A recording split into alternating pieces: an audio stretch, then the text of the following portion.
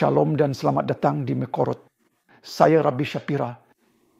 Kita sedang menelusuri kitab Devarim. Dan dalam parashat pekan ini, parashat Re'eh, Moshe Rabbeinu memberi kita mungkin prinsip yang paling penting dan mengerikan. Saat kita bersiap memasuki negeri dan memahami pentingnya Torah, dan saat kita memasuki tahap akhir Geulah. Ingatlah, dalam seluruh kitab Ulangan, Moshe Rabbeinu mempersiapkan Israel untuk apa yang dikenal sebagai penebusan Geulah.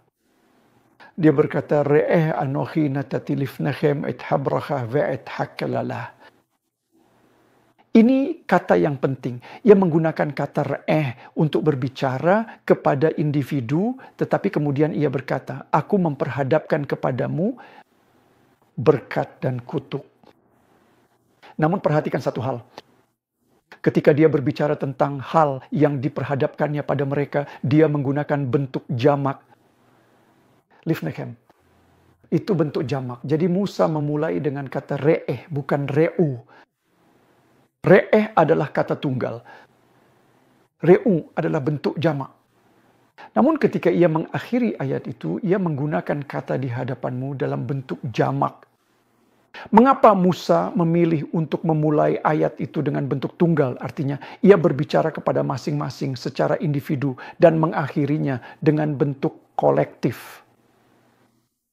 Disebutkan dalam traktat Kedoshim bahwa setiap orang harus memandang dirinya sebagai setengah berjasa dan setengah bertanggung jawab.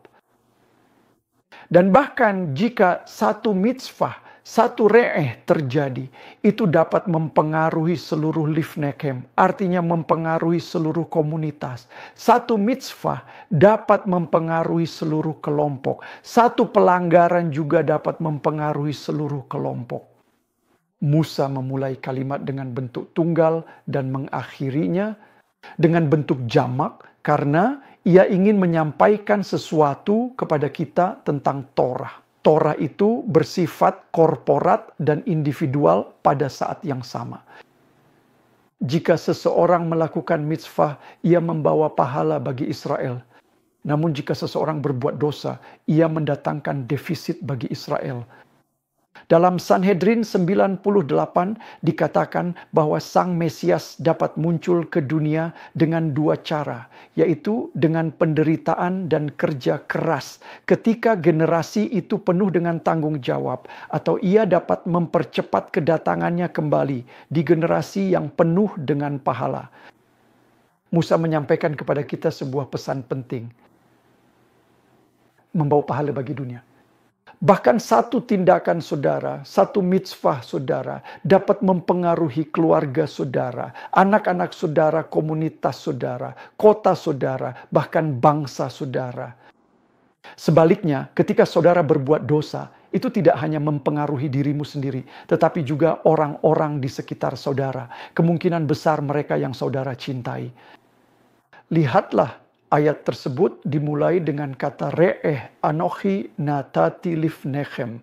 Jika saudara mengambil ungkapan ini dan mengambil 4 huruf pertamanya, yaitu resh, alef, nun, dan lamed. Hal itu setara dengan angka 281.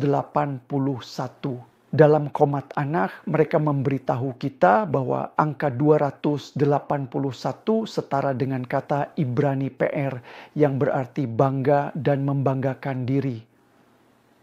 Qomat Anach menjelaskan bahwa ketika kita sebagai individu membuat keputusan yang berdampak positif bagi komunitas, Elohim membanggakan kita. Hari ini, terutama saat kita bersiap-siap memasuki bulan Elul, saya punya sebuah pesan untuk saudara. Mungkin ini adalah interpretasi saya sendiri tentang Musa. Hashem sendiri yang tampaknya ingin membanggakan saudara. Dan bagaimana caranya? Caranya sederhana. Buatlah hari ini sebagai keputusan untuk mengambil timbangan dan memiringkannya ke arah kebaikan. Satu re'eh, satu individu membawa sukacita besar dan kebanggaan bagi seluruh komunitas.